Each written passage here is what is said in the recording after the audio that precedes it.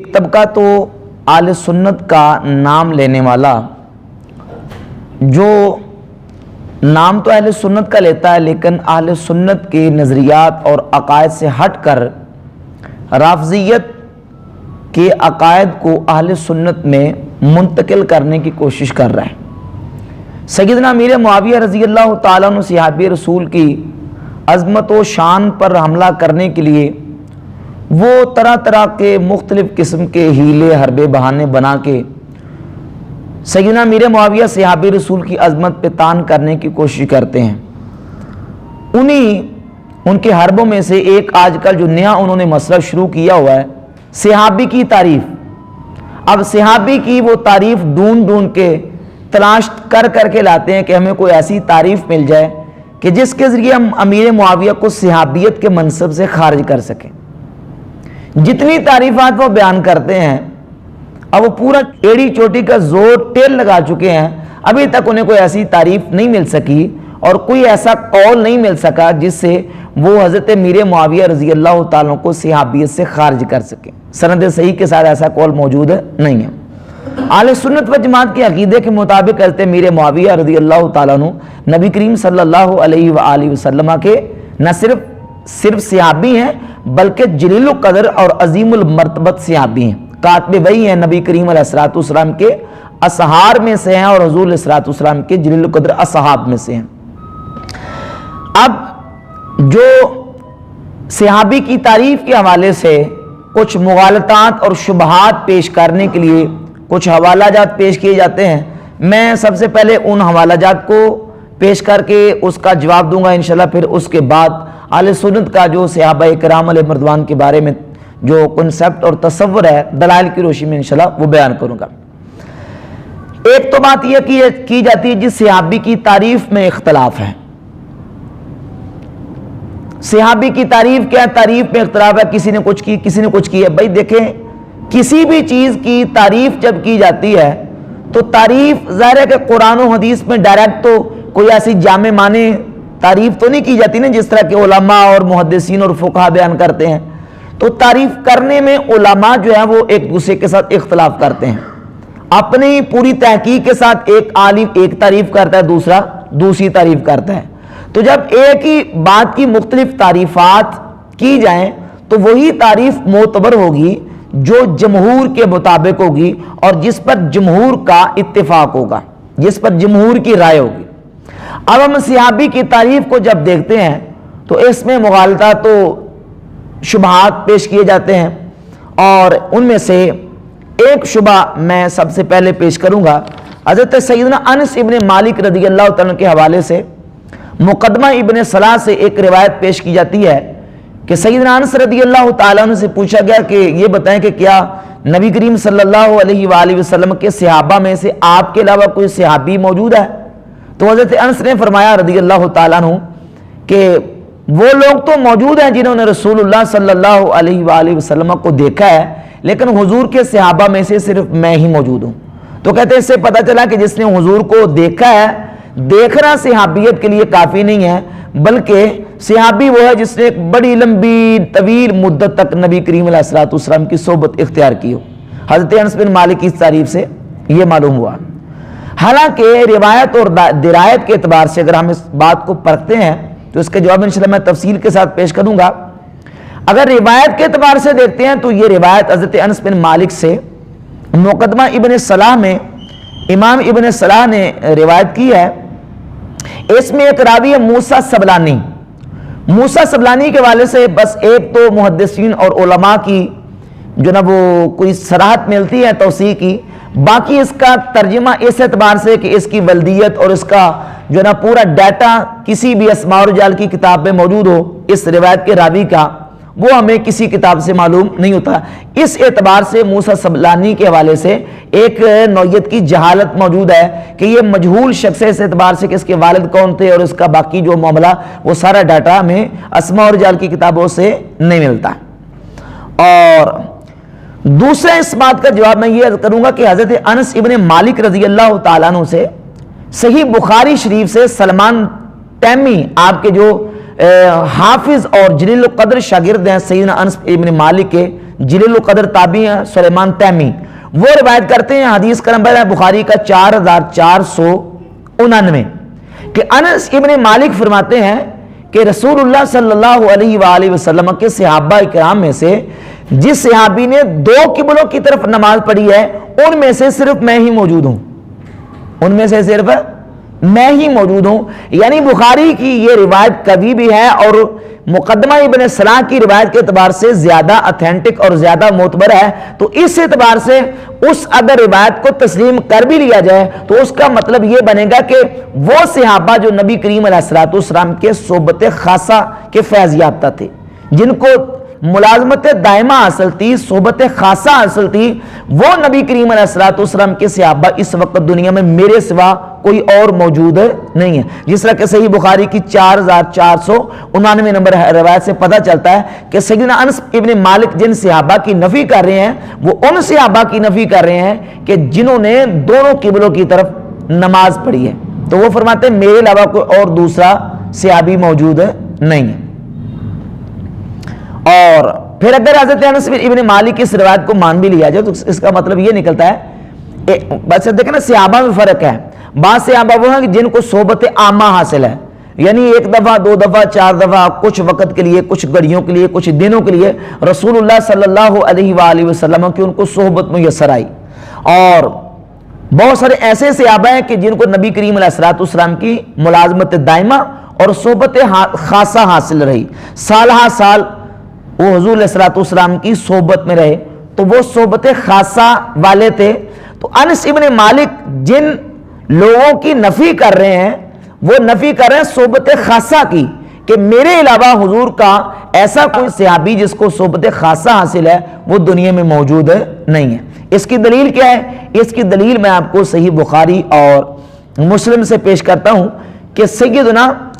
हज़रत Abdurrahman ibn of और हज़रत खालिद इब्न वलीद रदी अल्लाह ताला अन्हु की जब आपस में उनकी चपकरश हुई, एक मसले पर रंजिश होगी और एक दूसरे को उन्होंने सब किया, हज़रत खालिद बिन वलीद और हज़रत अब्दुर्रहमान बिन औफ ने। अब हज़रत खालिद बिन वलीद भी रसूलुल्लाह सल्लल्लाहु अलैहि वसल्लम के जलील क़द्र सहाबी हैं, अल्लाह की तलवारों में एक तलवार है, और हज़रत अब्दुर्रहमान बिन औफ भी बहुत बड़े जलील क़द्र सहाबी हैं। लेकिन जब हज़रत खालिद ने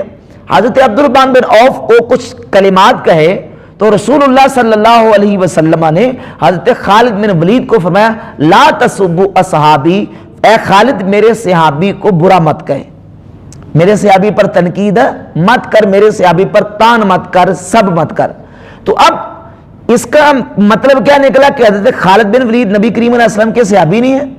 सहाबी हैं, यकीनन सहाबी हैं, लेकिन जिस तरह सोहबत खासा और मुलाजमत दायमा हज़रत अब्दुर्रहमान बिन औफ को हासिल थी, वो हज़रत खालिद बिन वलीद को हासिल नहीं थी। तो इस एतबार से रसूलुल्लाह सल्लल्लाहु अलैहि वसल्लम ने हज़रत अब्दुर्रहमान बिन औफ को अपना सहाबी कहा। सही बुखारी में हदीस है, ये जो मैंने आपको हदीस पढ़ के सुनाई है, सही मुस्लिम की हदीस नंबर 6488 है, और सही बुखारी में हदीस नंबर 3661 है कि सैयदना अबू बकर सिद्दीक रज़ी अल्लाह ताला अन्हु और हज़रत उमर फारूक रज़ी अल्लाह ताला अन्हु की आपस में चपकरश हो गई, किसी मसले पर रंजिश हो गई। मुकदमा रसूल अकरम सल्लल्लाहु अलैहि वसल्लम की बारगाह अक़दस में गया तो हुजूर ने हज़रत उमर से खिताब फरमाया, हज़रत उमर से मुखातिब होकर रसूलुल्लाह सल्लल्लाहु अलैहि वसल्लम ने फरमाया, हल अंतुम तारिकू ली साहिबी, फरमाया क्या तुम मेरे लिए मेरे साहिब को, मेरे सहाबी को छोड़ नहीं देते? ये हुजूर किससे फरमा रहे हैं? हज़रत उमर से। तो आप मुझे बताएं कि हज़रत उमर क्या हुजूर के सहाबी नहीं? यकीनन सहाबी हैं, लेकिन जो सोहबत खासा अबू बकर सिद्दीक को हासिल है वो हज़रत उमर को हासिल ना थी, इसलिए नबी करीम अलैहि सलाम ने अबू बकर सिद्दीक के मुकाबले में हज़रत उमर से फरमाया कि हल अंतुम तारिकू ली असहाब साहिबी, फरमाया कि क्या तुम मेरे लिए मेरे साथी को, मेरे साहिब को, मेरे सहाबी को छोड़ नहीं देते? तो हज़रत उमर के मुकाबले में हज़रत सिद्दीक अकबर को रसूलुल्लाह सल्लल्लाहु अलैहि वसल्लम ने अपना सहाबी फरमाया। हालांकि हज़रत उमर भी सहाबी हैं,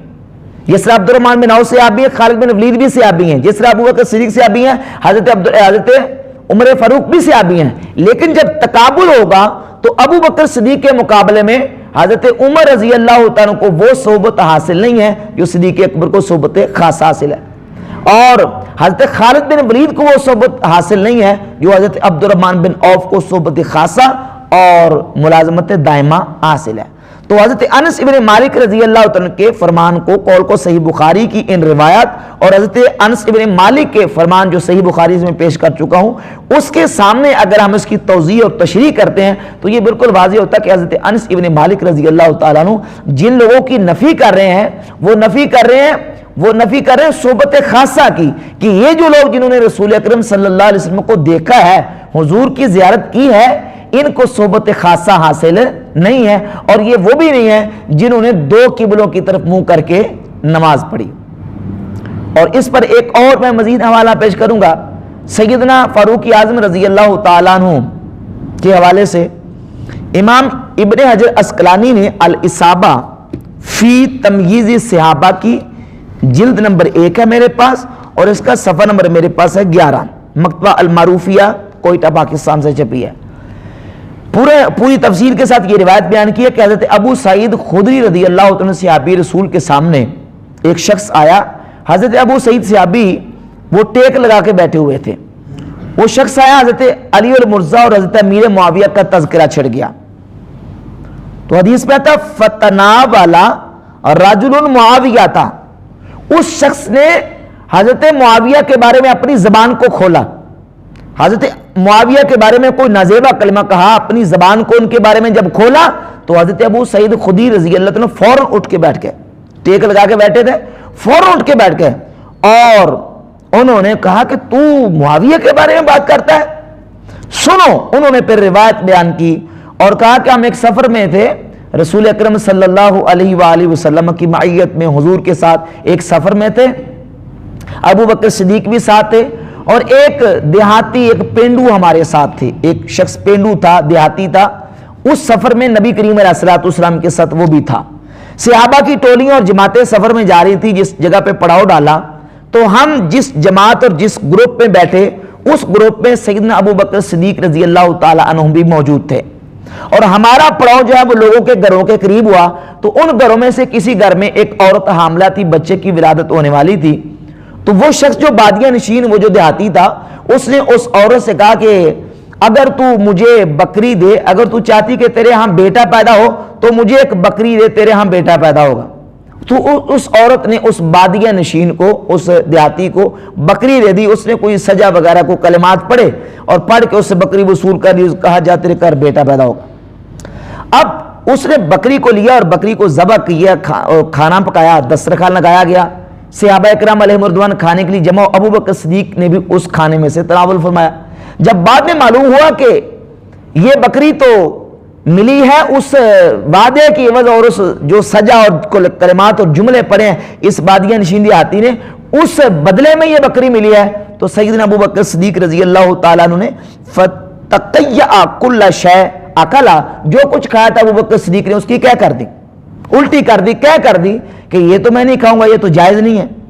اللہ اکبر۔ اچھا، پھر حضرت ابو سعید خدری فرماتے ہیں ثم رأیت ذلک البدوی اتی بہ عمر بن الخطاب رضی اللہ تعالیٰ، وہی دیہاتی جو سفر میں رسول اللہ صلی اللہ علیہ وسلم کے ساتھ تھا۔ اب نبی کریم علیہ السلام کے وصال کے بعد صدیق اکبر کا دور گزرتے عمر فاروق کا دور خلافت آیا، تو وہی دیہاتی جب حضرت عمر کی بارگاہ میں لایا گیا ایک جرم کے مقدمے میں، اور وہ جرم کیا تھا کہ اس دیہاتی نے نبی کریم علیہ السلام کے انصار صحابہ کی ہجو کی تھی۔ اب انصار صحابہ کی عظمت آپ دیکھیں کتنی عظمت ہے کہ جن کی محبت کو ایمان کہا گیا، اور جن کے بغض و عداوت کو نفاق کہا گیا، اور جن کی محبت کا نبی کریم علیہ السلام نے جن کے ساتھ تعلق محبت کا حکم دیا۔ بخاری مسلم میں حدیث موجود ہے انصار کی محبت پر۔ اس بادیہ نشین دیہاتی نے جس نے رسول اللہ صلی اللہ علیہ وسلم کو ایک سفر میں حضور کا ساتھ اختیار کیا اور ایک سفر میں حضور کو دیکھا تھا، جب لایا گیا حضرت عمر کے پاس تو اب حضرت عمر کا موقف سمجھیں، سیدنا فاروق اعظم کا جو موقف ہے صحابہ کرام کے بارے میں وہ سمجھیں۔ جب اس شخص کو لایا گیا کہ اس بندے نے انصار صحابہ کی ہجو کی ہے،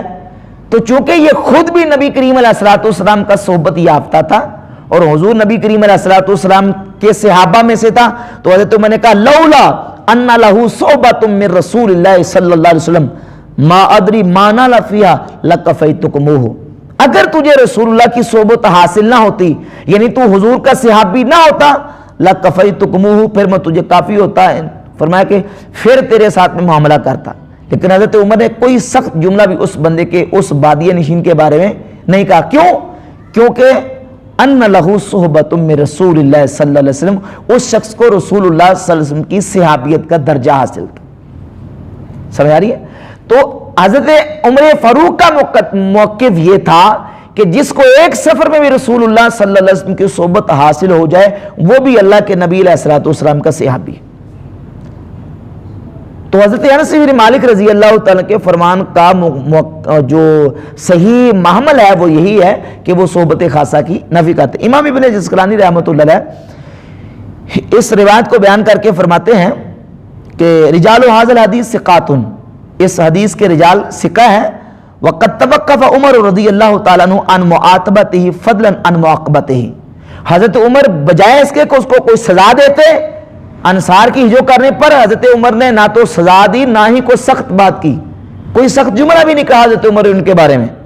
لِكَوْنِهِ عَالِمَ أَنَّهُ لَقِيَ النَّبِيَّ صلی اللہ علیہ وسلم, اس واسطے کہ حضرت عمر جانتے تھے کہ یہ وہ بندہ ہے جس نے اللہ کے رسول صلی اللہ علیہ وسلم کے ساتھ ملاقات کی. تو معلوم ہوا کہ حضرت عمر رضی اللہ عنہ کے موقف کے مطابق بھی جو نبی کریم صلی اللہ علیہ وسلم کی ذات اقدس کے ساتھ جس نے ایک دفعہ بھی ملاقات کی ہے ایمان کی حالت میں اور دنیا سے ایمان کی حالت میں, کیا وہ حضور کا کیا ہے صحابی. لہذا یہ روایت بھی جو پیش کی جاتی ہے اس کا جواب بحمد تعالیٰ میں نے مکمل پیش کر دیا. اس سلسلے میں ایک اور روایت حضرت سعید ابن مسیب تابعی سے پیش کی جاتی ہے کہ سعید ابن مسیب تابعی رحمۃ اللہ علیہ فرماتے ہیں کہ صحابی وہ ہوتا ہے جس نے نبی کریم علیہ الصلوۃ والسلام کی 1 سال یا 2 سال یا ایک غزوے میں یا 2 غزوات میں نبی کریم علیہ الصلوۃ والسلام کے ساتھ شرکت کی ہوں. اب یہ کہتے ہیں کہ اس تعریف کے مطابق جس نے نبی کریم علیہ السلام کو صرف دیکھا ایمان کی حالت میں ایمان پر فوت ہو وہ صحابی نہیں ہے. صحابیت کے لیے ضروری ہے کہ وہ 1 یا 2 سال 1 یا 2 غزوات میں رسول اللہ صلی اللہ علیہ وسلم کے ساتھ شریک ہوا ہو. اب یہ روایت بھی اس حوالے سے پیش کی جاتی ہے, یہ تعریف بھی. تو اس کا جواب یہ ہے کہ یہ تعریف سند صحیح کے ساتھ ثابت نہیں ہے. اس میں ایک راوی طلحہ بن محمد جو کہ مجہول ہے, جس کا کوئی عطا پتہ نہیں ہے. ظاہر ہے کہ راوی مجہول ہو تو روایت صحیح نہیں ہوتی. اور دوسرے راوی محمد بن سعید ابن مسیب, یہ بھی مجہول راوی ہیں, اس کا بھی کوئی عطا پتہ نہیں ہے. اور تیسرے اس میں ایک راوی محمد بن عمر واقدی, اور واقدی پھر واقدی ہے جو اہل علم ہے, کتابوں کو پڑھنے والے ہیں, محدثین کی آراء کو سمجھنے والے پڑھنے والے وہ جانتے ہیں کہ واقدی کا محدثین کے ہاں کیا مقام ہے. اس یہ محتاج بیان نہیں ہے, اس کو بیان کرنے کی ضرورت ہی نہیں ہے. لہذا یہ روایت کسی صورت میں درست نہیں بنتی اور یہ تعریف بھی درست نہیں ہے. یہ ہے سند کے اور روایت کے اعتبار سے, اور اگر اس کو درایت کے اعتبار سے دیکھا جائے تو اس کا مطلب یہ نکلے گا جس نے نبی کریم علیہ السلام کے ساتھ کسی غزوہ میں شرکت نہیں کی وہ صحابی نہیں. تو ظاہر ہے کہ غزوات اور جنگیں ہجرت کے بعد ہوئی ہیں, تو جو نبی کریم علیہ الصلوۃ والسلام کے صحابہ ہجرت سے پہلے وصال کر چکے وہ حضور کے صحابی نہیں ٹھہریں گے, حالانکہ وہ بھی نبی پاک علیہ الصلوۃ والسلام کے کیا ہیں صحابی ہیں. اور پھر جو ازواج طیبات ہیں اور دیگر جو صحابیات ہیں جنہوں نے کسی جنگ میں جا کے نبی کریم علیہ الصلوۃ والسلام کے ساتھ کافروں کے خلاف قتال لڑائی نہیں کی, وہ بھی صحابیہ اس تعریف کے مطابق نہیں بنے گی. امام حسن و حسین رضی اللہ تعالیٰ عنہما وہ بھی اس تعریف کے مطابق صحابی نہیں بنتے, حالانکہ وہ سارے کے سارے کیا ہیں نبی کریم علیہ السلام کے صحابہ کرام علیہ مردوان میں ان کا ایک عظیم مرتبہ اور مقام ہے. عبداللہ بن زبیر رضی اللہ تعالیٰ بھی اس تعریف کے مطابق صحابی نہیں بنتے. اور اسی طرح وہ صحابہ کرام علیہ مردوان جو بیمار تھے یا بوڑھے تھے یا جنگ میں جانے کی استطاعت نہیں رکھتے تھے وہ بھی اس تعریف کے مطابق صحابی نہیں بنتے, حالانکہ وہ سارے کے سارے کیا ہیں صحابی ہیں. لہذا روایت و درایت دونوں اعتبار سے سعید ابن مسیب سے یہ جو منسوب صحابی کی تعریف ہے یہ تعریف درست نہیں ہے. اسی طرح ایک روایت مسند احمد اور دیگر کتابوں سے سیدنا ابو سعید خدری رضی اللہ تعالیٰ سے پیش کی جاتی. ابھی تو میں نے علی صحابہ فی تمییز صحابہ سے پیش کی ہے. ابو سعید خدری رضی اللہ تعالیٰ وہ صحابیت کا اعتبار کرتے ہیں جس نے نبی کریم علیہ الصلوۃ والسلام کی ایک مرتبہ ایک سفر میں صحبت اختیار کی, اس کو صحابی سمجھتے ہیں. اب ایک اور روایت مسند احمد بن حنبل سے پیش کی جاتی ہے